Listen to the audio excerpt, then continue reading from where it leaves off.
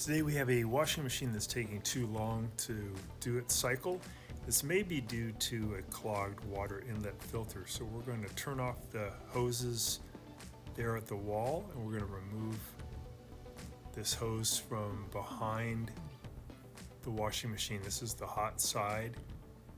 Pull that off of the washing machine. We're going to grab a pair of pliers and grab this plastic part on the filter and then gently wiggle the filter out. We can see this one's pretty dirty. It's got a lot of debris.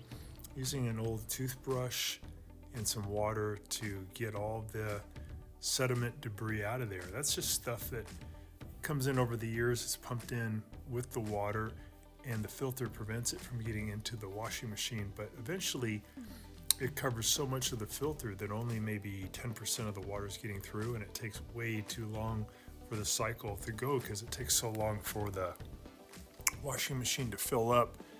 This can also be an effect on your rinse cycle. If you notice your rinse cycle won't even work, it could be that the cold water side has this problem. The filter is just so clogged up that water can't come in. Here's the cold side.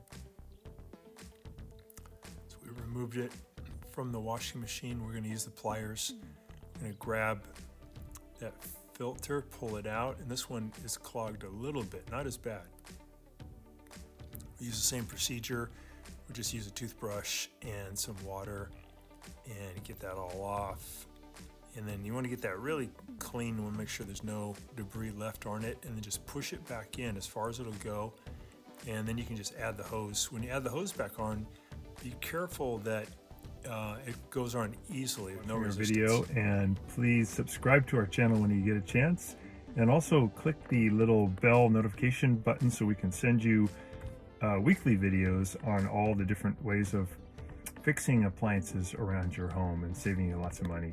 So thanks again for watching, and please also press the like button for our video if this was helpful to you. Feel free to contact me at the email listed below, which is scottthefixitguy@yahoo.com, with any of your questions.